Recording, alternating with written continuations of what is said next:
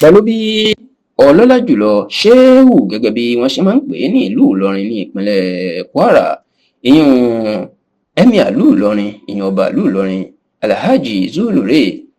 Gambari Ibrahim,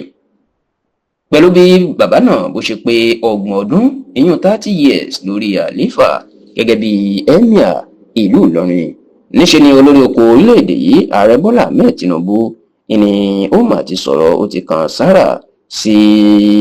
bàbá náà. Bẹ́ẹ̀ ni Ààrẹ Bọ́lá Ahmed Tinubu ó tú àṣírí ńlá nípa nǹkan tí emir Zulu Gambari tó ṣe fún un ní ọ̀pọ̀ ọdún sẹ́yìn. Fún àwọn tí kò bá mọ̀, lọ́dún 1995 òun ni emir Zulu Gambari ló mà gorí ìtẹ́ àwọn baba ńlá ẹ̀ tó di emir ìlú Ìlọrin àti alága ìgbìmọ̀ lọ́balọ́ba fún gbogbo àwọn ọba tó wà ní ìpínlẹ̀ Kwara, tó sì jẹ́ pé nínú ọdún tí a wà yìí ẹni bàbá náà ẹni yóò pé 30 ọdún tó ti wà lórí ìtẹ́.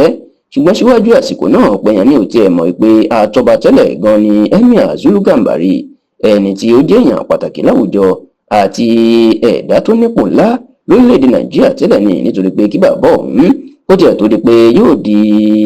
emir ìlú Ìlọrin ló ti jẹ́ ọ̀kan lára àwọn adájọ́, ìyún George ti ilé ẹjọ́ lórílẹ̀‐èdè Nàìjíríà, tó sì jẹ́ pé láti bẹ̀ ẹni bàbá ọ̀hún ló gbà gorí ìtẹ́ àwọn baba ńlẹ̀ láti di emir ìlú Ìlọrin. Nígbà tí emir Zulu Gambari tó wá pé 30 ọdún lórí àlééfà tó sì fẹ́ ṣayẹyẹ, tó jẹ́ pé gbogbo àwọn èèyàn pàtàkì tó jẹ́ ọmọ bíbí ìpínlẹ̀ Kwara àti káàkiri Nàìjíríà ni wọ́n ń kí bàbá náà, ni wọ́n ń kí kú oríire. ìyẹn olórí oko orílẹ̀-èdè yìí, ìyẹn Ààrẹ Bọ́lá Ahmed Tinubu náà wí pé kò lẹ́tọ̀ọ́ kóun náà kó má ṣe ṣéwù fún emir Ìlọrin, kóun sì má kí kú oríire. Nínú ọ̀rọ̀ tí Tinubu tó sì sọ nípa emir Zulu Gambari ló ti tú àṣírí nǹkan tí bàbá náà ṣe fún un. Ibẹ̀ làwọn èèyàn sì ti mọ̀ pé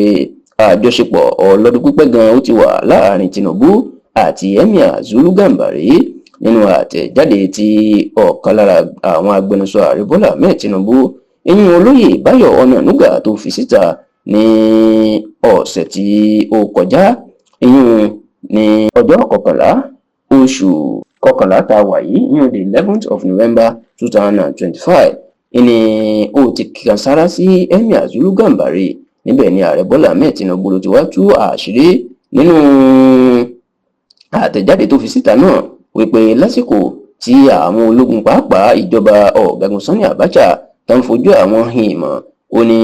nǹkan tí emir Zulu Gambari tó jẹ́ adájọ́ ní ilé ẹjọ́ kòtẹ́milọ́rùn Court of Appeal tó ṣe fún ìgbà náà, ó ní àwọn ìdájọ́ tí bàbá náà dá ìyẹn ò jẹ́ kóun dèrò ẹ̀wọ̀n, tí ò jẹ́ kán ti pa òun, tó sì kan sára sí emir Zulu Gambari tó tún gbàdúrà ẹ̀mí gígùn àti àlàáfíà fún un láti pẹ́ lórí ìtẹ́ àwọn baba ńlá ẹ̀.